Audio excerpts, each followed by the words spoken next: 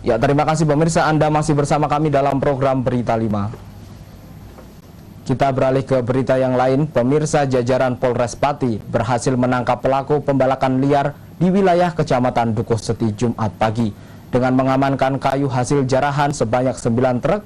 Selain itu juga diamankan 3 orang tersangka beserta belasan kendaraan yang digunakan oleh para pelaku.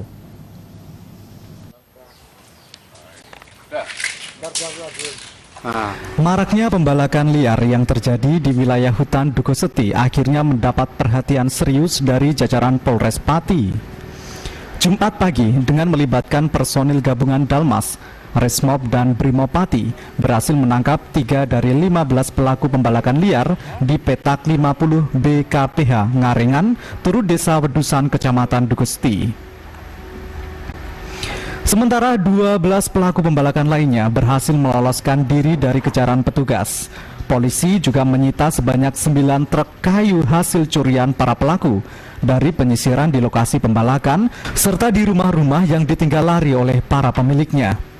Menurut Kapolres Pati, penindakan tersebut berdasarkan laporan dari masyarakat yang resah terhadap maraknya pembalakan liar yang dilakukan oleh oknum-oknum tidak bertanggung jawab dan berdampak rusaknya ekosistem wilayah tersebut, serta tak jarang mengakibatkan bencana banjir. Tentang kegiatan hari ini bahwasanya kita dengan tim lengkap dengan Brimob, Dalmas maupun Resmob kita melaksanakan penertiban penerbangan illegal logging yang ada di wilayah Dukuh Seti. Kita pahami bersama bahwa banyak terjadi daerah-daerah banjir. Ini diakibatkan karena tidak adanya kesadaran dari warga masyarakat.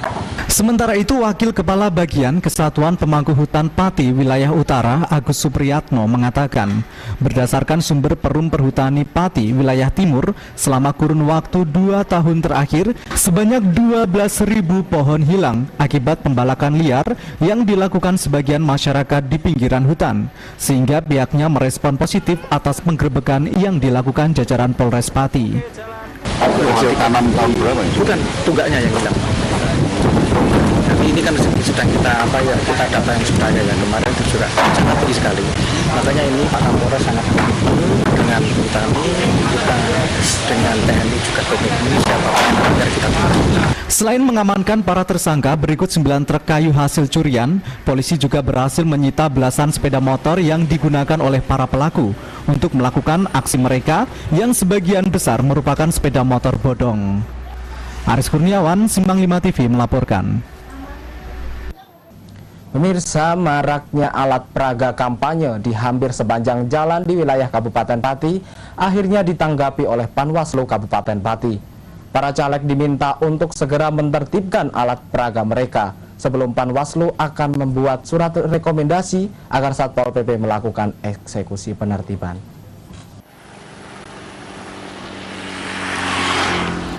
Peraturan KPU nomor 15 tahun 2013 di pasal 17.1a menyebutkan alat peraga kampanye tidak dipasang di sarana prasarana publik, tempat ibadah, jalan-jalan protokol, dan pohon. Namun nampaknya peraturan tersebut tidak diindahkan oleh para caleg. Soekarno, anggota Panwaslu Kabupaten Pati bidang penanganan pelanggaran kampanye mengatakan terkait hal tersebut memang sudah menjadi perhatian Panwaslu.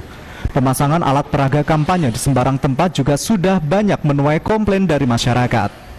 Dan itu memang ada semacam pengabaian karena tidak juga menertibkan atau mengambil gambar yang telah dipasang yang tidak sesuai ketentuan. Jadi itu sudah ada jawaban dikembalikan kepada jajaran Panwaslu Kabupaten Pati, dan Panwaslu Kabupaten Pati sudah melayangkan rekomendasi ke pemerintah daerah karena yang berwenang mengeksekusi APK adalah pemerintah daerah. Dalam waktu dekat, Panwas akan mengirimkan surat tertulis dan merekomendasikan kepada KPU agar menindaklanjuti dengan cara memberikan himbauan kepada partai politik yang melanggar pemasangan alat peraga agar segera menertibkan atribut-atribut parpol yang dipasang di daerah zona larangan. Dan jika tidak diindahkan, maka Panwas segera membuat surat rekomendasi agar tim gabungan baik dari Panwas, KPU, Kepolisian, Kantor PU, dan Satpol melakukan eksekusi penertiban. Aris Kurniawan, Simbang 5 TV melaporkan. Ya baik pemirsa, warga miskin di 30 desa wilayah Kecamatan Winong Sabtu pagi mulai mendapatkan dropping program Keluarga Harapan. Kali ini berbeda dengan di Kecamatan Batangan kemarin. Dropping kegiatannya dilaksanakan di kantor pos setempat, bukan di aula kecamatan.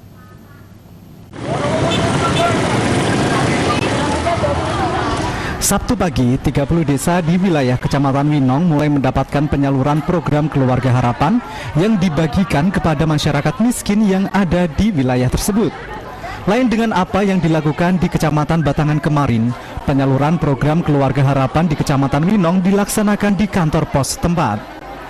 Siti Sapuah, salah satu penerima bantuan, mengatakan dirinya mendapatkan uang tunai Rp540.000 dari program Keluarga Harapan. Rencananya dirinya akan menggunakan uang tersebut untuk membeli susu, beras, dan kebutuhan lainnya. Rencananya dapatnya berapa tadi, Kak?